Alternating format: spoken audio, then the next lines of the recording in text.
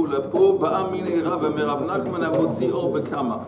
Amale Kedetnan Or Kedela Asot. Kama, Or Bekama, c'est combien? Bekama, quelle est la mesure minime de peau pour laquelle tu transgresses Hotza'a?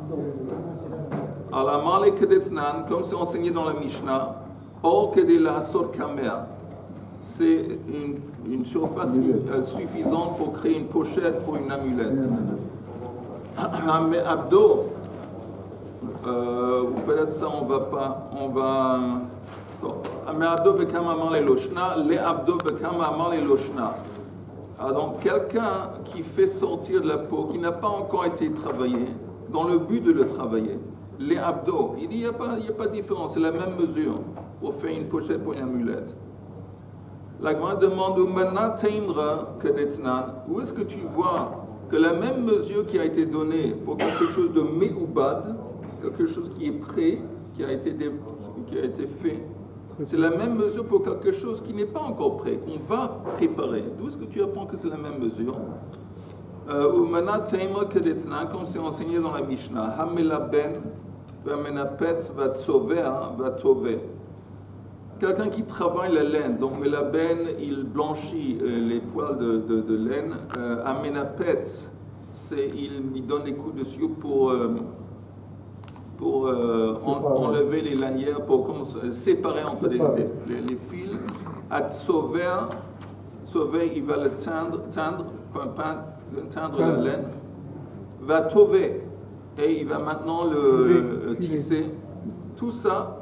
Shiuro kimlo rochav hasit kaful. On avait dit, quelle est la mesure? C'est la mesure entre ces deux doigts. Il me semble qu'entre ces deux doigts multiplié par 2. Veha oreg, tandis que quelqu'un on parle de fils qui sont déjà prêts, ils sont déjà préparés. Ils ont subi le processus de préparation. Va oreg shnei chutin shiuro kimlo rochav hasit kaful. Donc c'est la même chose. Donc là on voit, Alma, Kevan de l'Etfia Kai, comme c'est destiné à être tissé, Shiura Ketavui, on lui donne la même mesure que quelque chose qui est déjà prêt à être tissé. Donc ça c'est une source qui nous enseigne que quelque chose qui est meubad et quelque chose qui est destiné à être meubad, en fin de compte c'est la même mesure. Hachanami kevan de la abdo kai shiro que meubad. Ici aussi, quand on parle de peau, comme elle est destinée à être travaillée, ça a la même mesure que d'une peau qui est déjà prête. Maintenant, la Gemara demande une autre question. Veshelo la abdo bekama. Quelqu'un qui fait sortir une peau, pas pour le travailler. Donc, c'est pas destiné à iboud. Alors, quelle est la mesure? Bekama. Amar le loshna, il dit là aussi, il n'y a pas de différence. Alors la Gemara s'étonne. Velo shane ben meubad le she'ino meubad. Eitivei hamotzi samanin shruyin. Quelqu'un qui fait sortir des couleurs, on dit des teintures, qui sont déjà prêts, qui ont déjà été trempés dans de l'eau, dont la couleur est déjà là. Quelle est la mesure? Que de l'itzboa behen dogma leira. C'est pour teindre un petit morceau de bad, un petit morceau de... Un échantillon de tissu. Et la surface minime, c'est pour recouvrir l'extrémité d'un morceau de bois qu'on utilise pour le truc pour tisser. Dogma leira. Veilu, ça c'est un truc qui est déjà fait, c'est meubad. C'est déjà la couleur est déjà là. Ça c'est la mesure, c'est tout petit. Veilu besamanin, mais quand on parle de plantes duquel on va extraire de la couleur, she'einan shruyin, qui n'ont pas encore été trempées dans de l'eau. C'est enseigné dans la Mishnah. Klipei egozim ve klipei rimonim. Satis ou foie, c'est des choses différentes duquel on extrait de la couleur, des plantes différentes. Kedei litzboa ben beged katan le fils vacha.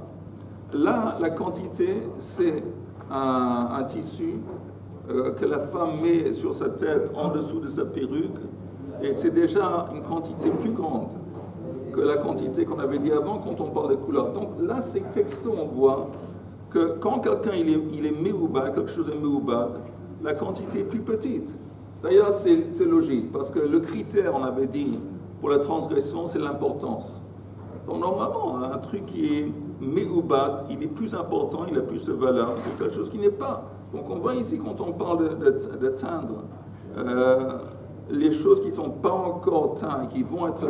On a besoin d'une surface plus grande pour qu'ils deviennent importants, tandis que si c'est déjà la couleur elle-même, c'est beaucoup plus petit. Ha'it marala, mais ça a été... Hein? Conclusion, il y a un avis qui dit que c'est la même...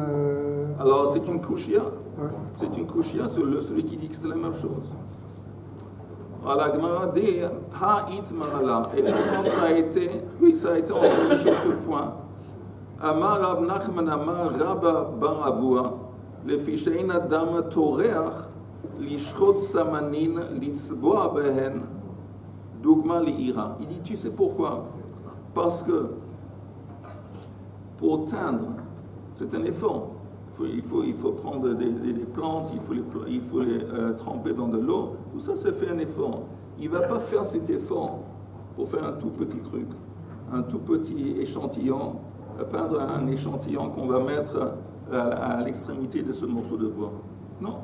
L'effort, il va seulement le faire si c'est pour une quantité plus grande. C'est pour ça que ici, quand on parle de quelque chose qui n'est pas encore meubad, alors c'est une surface plus grande parce qu'il y a un travail de iboud, comme on dit iboud en français, de préparation qui va seulement se livrer à faire si c'est pour un but plus grand. Par exemple, recouvrir la tête d'une femme. Oui, mais justement, ce qu'elle met sous la perruque, ça ne se voit pas. Alors c'est pas important si c'est teint ou pas teint. Dis ça aux femmes. Oui, mais c'est nécessaire. Dis ça aux Non, femmes. c'est pas nécessaire de Non, parce que la femme, elle va enlever la perruque quand elle est chez elle. Oui. Elle reste avec la tête recouverte. Elle veut se promener avec un truc qui a une couleur. C'est plus chic. Vehare, zérone gina. Les grains qu'on plante dans le jardin pour faire des légumes ou d'autres plantes, zérone gina. De mikame de zarinu, avant qu'on les a plantés, c'est écrit dans la Mishnah Tnan, zérone gina pachot mika grogeret. La quantité, elle est un peu moins que la taille d'une figue qui est sèche. Rabbi Yehuda ben Beter omer chamisha, tandis que lui, Rabbi Yehuda ben Beter, il dit 5 grains. Veille le bâtard des zarines, tandis qu'après qu'ils ont été plantés, donc il y a quelque chose déjà qui a poussé. Tnan, zevel bechol, pour faire sortir du zevel ou du sable, hadak, quelle est la quantité que les abeilles pour quel arche trouve pour recouvrir la tige d'un chou. La tige d'un chou, apparemment, c'est très fin.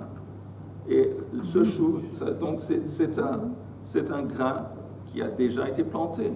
Et ça s'est développé. Donc c'est important, c'est meubad. Et là, on voit que c'est important. Et qu'est-ce qui est important? Même kelach, même une petite tige d'un truc, c'est déjà important. Donc on voit encore une fois, ça renforce le principe qu'on a exprimé auparavant. Quelque chose qui n'est pas meubad, quantité plus grande que quelque chose qui est meubad.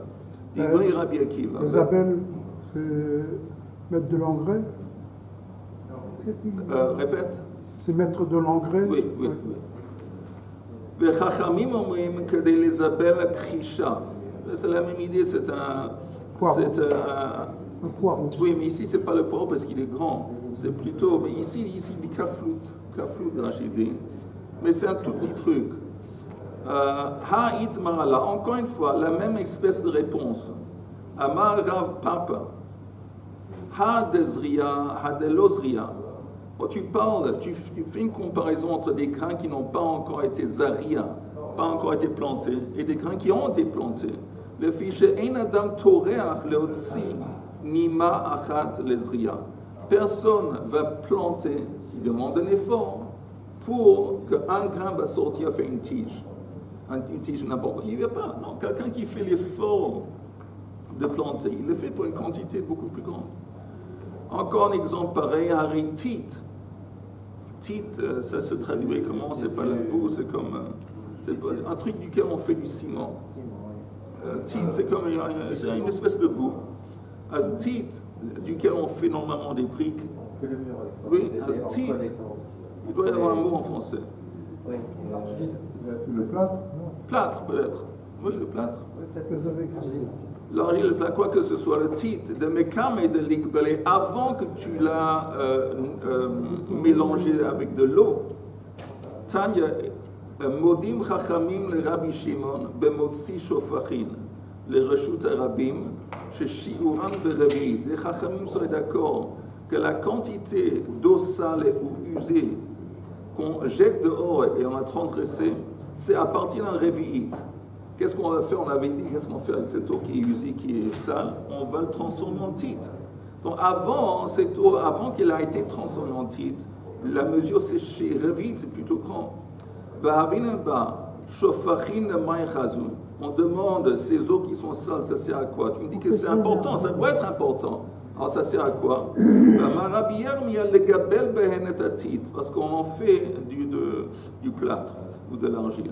Le bâtard de Gavle, mais après que ça a été mélangé, une fois que ça a été transformé dans cette espèce de boue, c'est écrit, Tanya, titre que de la asot ben pi court.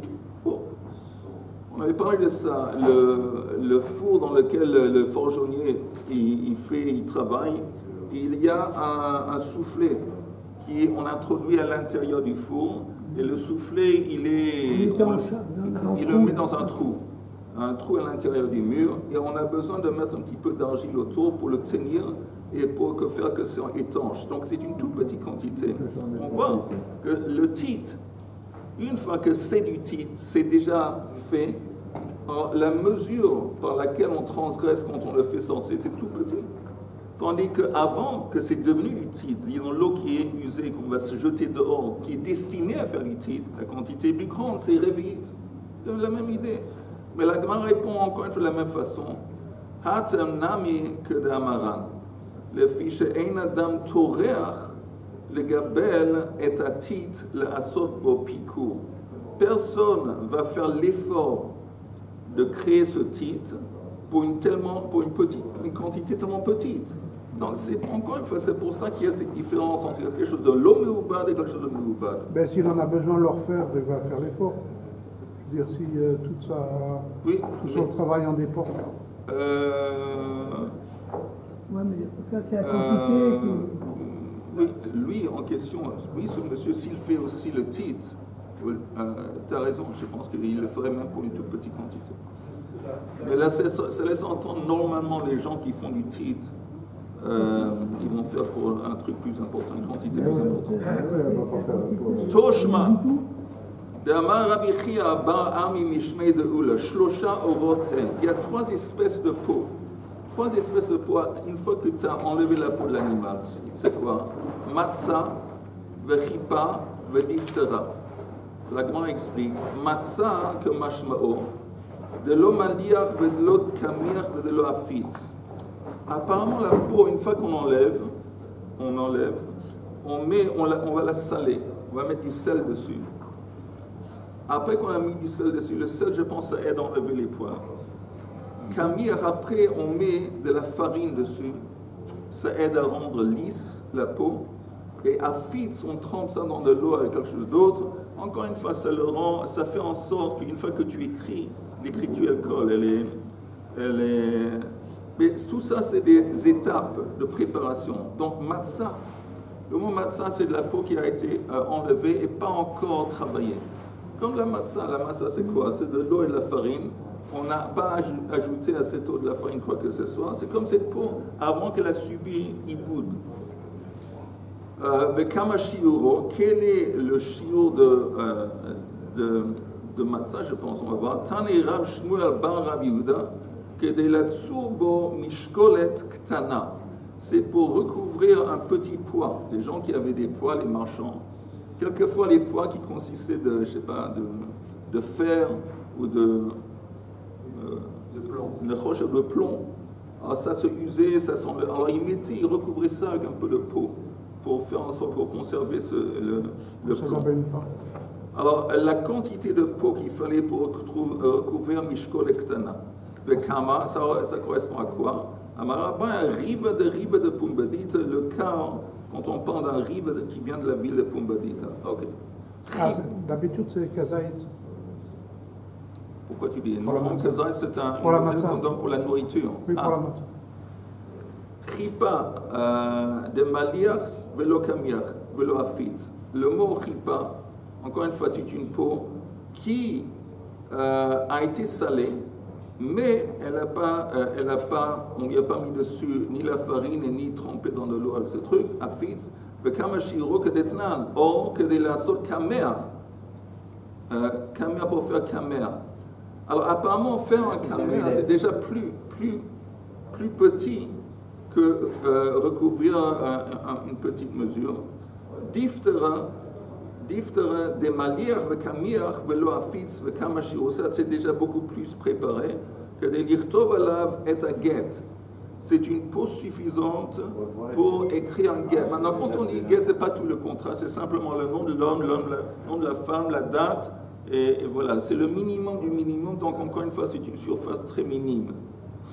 Mais la Gemara dit Katan et Mihat, néanmoins, ça a été enseigné que de l'atsubo mishkolet, Ktana, que la peau qui n'a pas encore été travaillée, quelle est la mesure pour recouvrir un petit poids? Ça contredit l'opinion qu'il avait dit avant, qu'il n'y a pas de différence entre une peau qui a été travaillée et pas travaillée, c'est pour faire un caméra. Avant, on avait dit une peau, la quantité minime, c'est pour faire une pochette pour une amulette.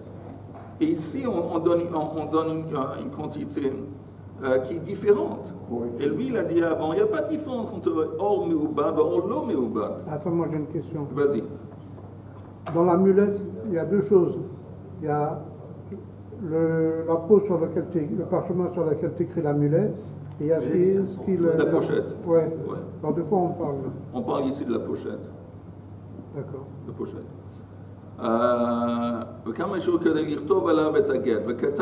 Néanmoins, ça a été enseigné que alors ça, c'est la quantité. C'est plus grand que le truc pour faire un caméra. Alors la Gemara répond il dit c'est différent, puisque on parle de la peau qui est comme Mebouchal, elle est molle. Molle, c'est quoi molle? Une fois qu'elle a été enlevée du corps de l'animal, elle est souple. Elle est molle, elle est plus souple. Et donc, elle est plus capable à être travaillée parce qu'elle est souple. Mais une fois qu'elle devient plus sec, elle est desséchée. Regardez le Rashi. Rashi qui dit Bishula. C'est la 4e ligne avant la fin, Bishula, la 3e ligne avant la fin. L'art, c'est quelque chose qui est mouillé, parce que c'est humide. Kumo Shufshat, elle est dans le même état après qu'elle a été enlevée du corps de l'animal. Karei Bishula, le chant Bishul, Shulach, de Katilo Chazali Iboud. Il n'est pas encore apte à Iboud, Abal Yavesh, mais une fois que la peau devient sèche, elle est lui apte à être utilisée pour Iboud, pour aller à bed. Chazeli Iboud, Vekevan de Chazeli Iboud, Haveke Meubad. Encore une fois. Alors, quand on dit on renforce l'argument qu'il a donné avant, une peau, une fois elle devient sèche, elle est prête à être travaillée. Une fois qu'elle est prête et apte à être travaillée, c'est comme si elle était travaillée. Là, il n'y a pas de différence. Ici, il y a une différence parce que cette peau, elle est mébouchale et donc elle est plus, disons, à l'état cru. Comme elle est plus à l'état cru, elle n'est pas comparée à meubad. Alors, s'il vient de le dépecer, surtout si le dépece prend encore. Et pourtant, c'est à beged shlosha. On parle de morceaux de tissu et de matière. À partir de quel moment à quelle surface est-ce qu'ils vont recevoir de la Touma. 3 doigts sur 3 doigts. Ah oui, mais Toumat Midras, encore une fois, quand on zav, ça soit dessus. Alors, à Beged, la surface minime, c'est Shlosha doigts. Shlosha le Midras. À Sac, c'est à base de poils de chèvre. Arba'a al-arba'a. Ha'or, Khamisha al-Khamisha. Mapatz, Shisha al-Shisha. Mapatz, c'est un truc à base de roseau. Ben les Midras, ben les Met. Vetanei Allah. Et ça a été enseigné. Vous voyez dans la liste des choses, il y a la peau. On avait dit la peau, c'est combien? À Beged, ve'asak ve'or, que shiou le Touma, car shiou le Hotsa'a. Qu'est-ce qu'on a dit sur la peau ici? On a dit dans la peau, on parle de la peau Beged. Non, je m'excuse. Or, Khamisha al-Khamisha. On a dit que la peau, quelle est la surface? Khamisha al-Khamisha. Khamisha al-Khamisha, c'est plus grand que la surface pour faire un kamer. Avant, on a dit que la mesure de la peau, c'est la surface qu'on a besoin pour faire une pochette pour une amulette. Ici, on nous dit 5 sur 5, parce qu'on parle ici de mesure de Touma. Mais ça a été enseigné. Beged Vasak va en dernière ligne, que Shiur le Touma, car Shiur le Hotsa, c'est le même Shiur. Et la réponse, encore une fois, c'est Ha de Kortovla. Qu'est-ce que c'est Kortovla?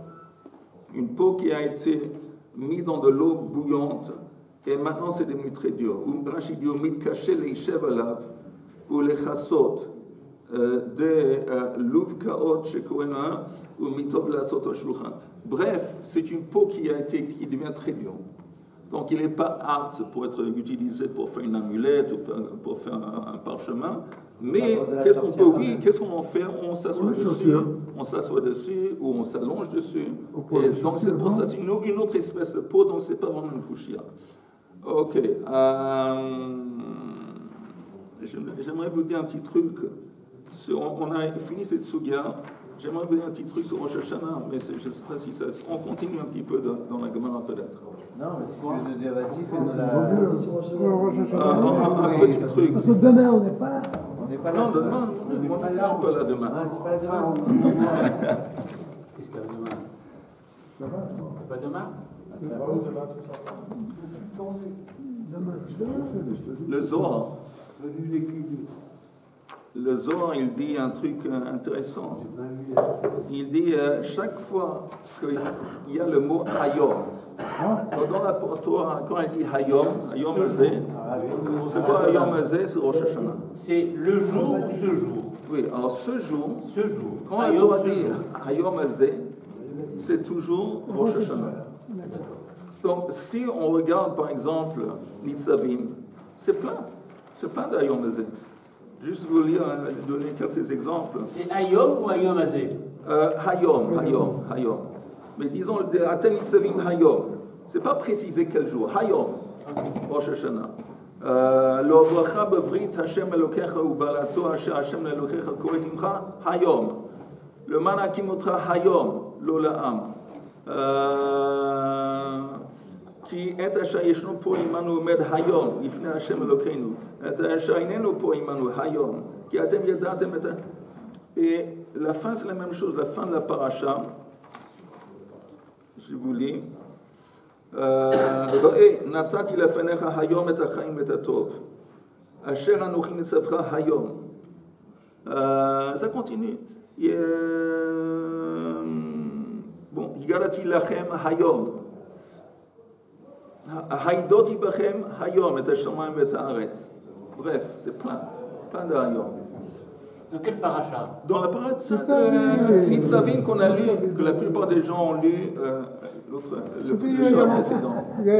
Alors, qu'est-ce que ça veut dire? Quel est le lien entre Hayom et Rosh Hashanah? Alors d'abord, première chose, que aujourd'hui, ça veut dire c'est un sentiment, c'est une expression de renouveau. Aujourd'hui, c'est une unité indépendante. Ça ne fait pas partie de tout ce qui précède et pas ce qui va venir. Quand on parle aujourd'hui, ça veut dire aujourd'hui, it's a new thing. C'est un nouveau truc. C'est maintenant? Oui, c'est maintenant, justement. C'est maintenant. Donc, on se disconnecte du passé et on n'est pas en train de vivre le futur. C'est maintenant.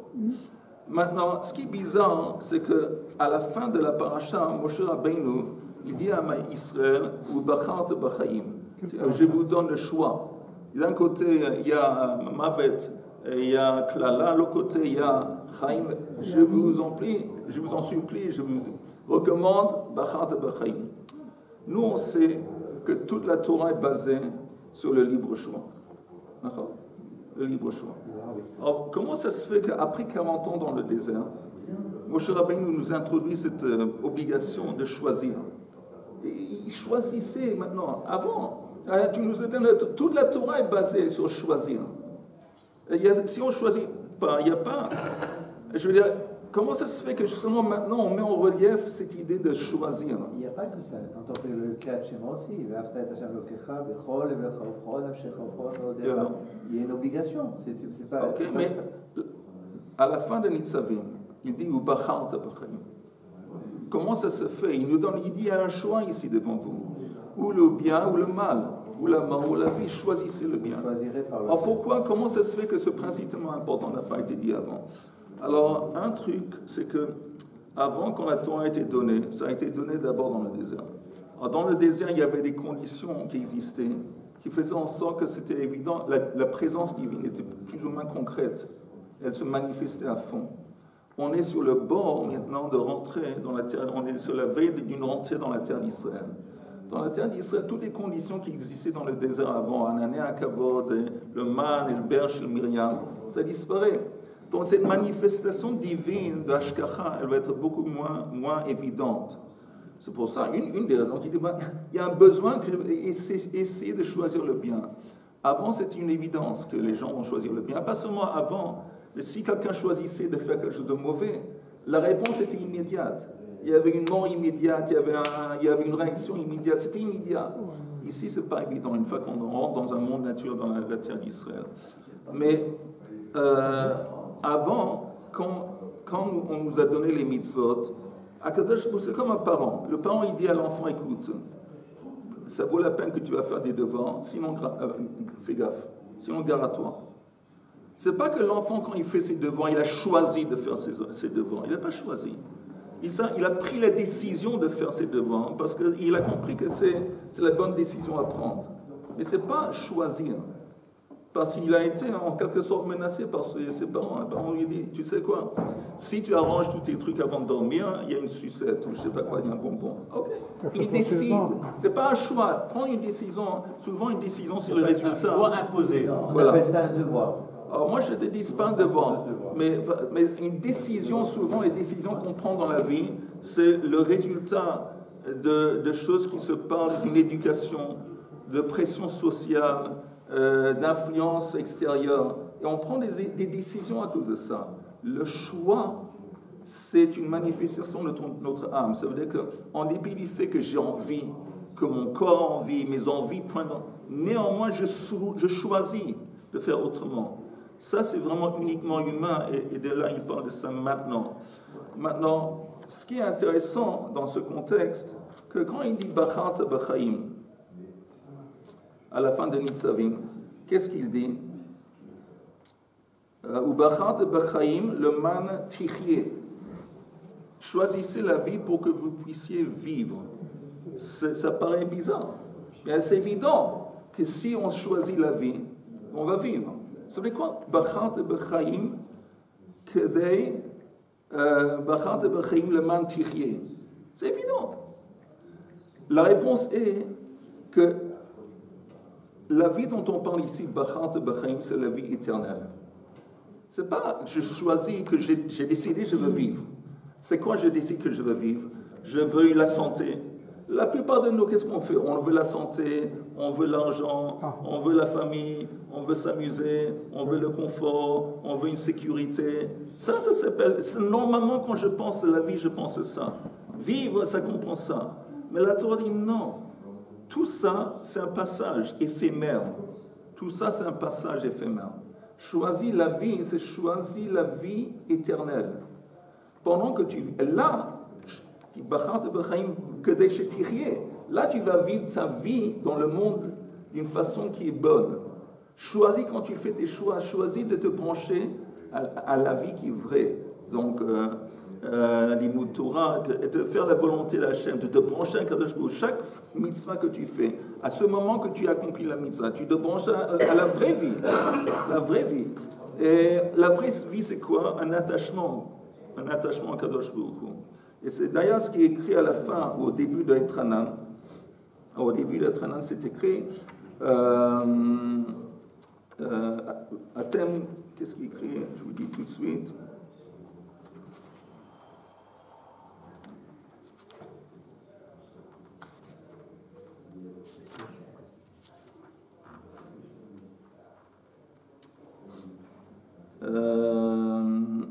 Atem hadvekim ba'adamai Elohechem chaim kulchem hayom. Vous qui êtes branchés à Kadosh Baruch Hu, vous vivez aujourd'hui. La vraie vie, encore une fois, elle est aujourd'hui. Pourquoi aujourd'hui? Parce que la vie éternelle, c'est pas une vie qui est branchée ni au passé ni au futur. C'est une vie éternelle. Alors là, ce qui compte, c'est aujourd'hui. Aujourd'hui, qu'est-ce que je fais? Chaque fois que je me branche à quelque chose de vrai, de réel, de la Torah, je ne sais pas si vous aurez remarqué dans la Mida, on ajoute des petites demandes, des Tosafot pour les Yamim Noraim. Le début de la Mida, tout ce qu'on rajoute, c'est Olam Haba. Ce qui arrive à la fin, quand il y a Modim, un petit truc qu'on dit à Modim, Uchtob Lachem Tovim Kol Bnei Israël. Chaim Tovim, ça c'est ce monde-ci. Et ce qu'on dit Sim Shalom, c'est aussi ce monde-ci. Mais les Tosafot qu'on met au début de la Mida, c'est pas ce monde-ci. C'est la vraie vie, qui est la Chaim. C'est quand Moshe Rabbeinu, quand il va dire Bacharte Bachaim, Kadesh Tichye, ça veut dire que choisis la vie éternelle, choisis de te brancher à Kadosh Baruch Hu de façon que tu vas vraiment pouvoir vivre dans ce monde. Ça, c'est l'explication. Donc, bref, je nous souhaite... Une question.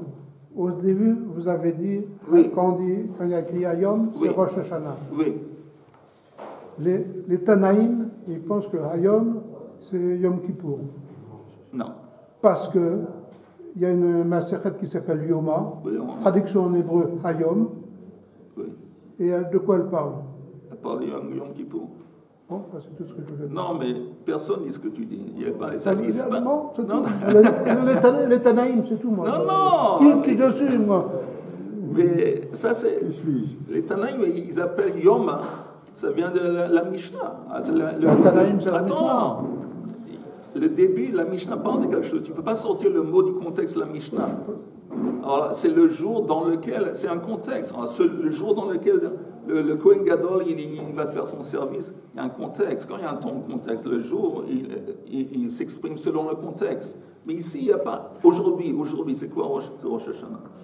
Et donc, c'est important que Rosh Hashanah, d'abord, le premier jour, surtout le Rosh Hashanah, on ne fait pas des demandes, des bakashot qui sont personnelles.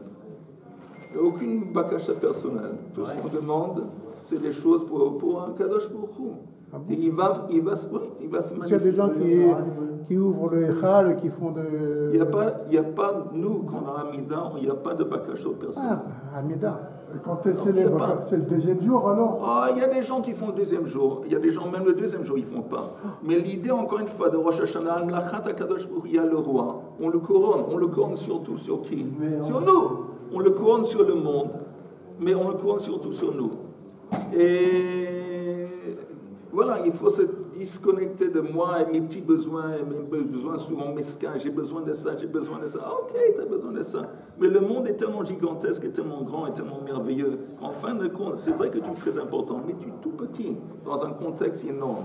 Alors, maintenant, c'est le moment de Morin de Gadlou, quand on dit dans la Chassidou, dans le Kabbalah, d'une expansion de ta connaissance, de ta moudaoud.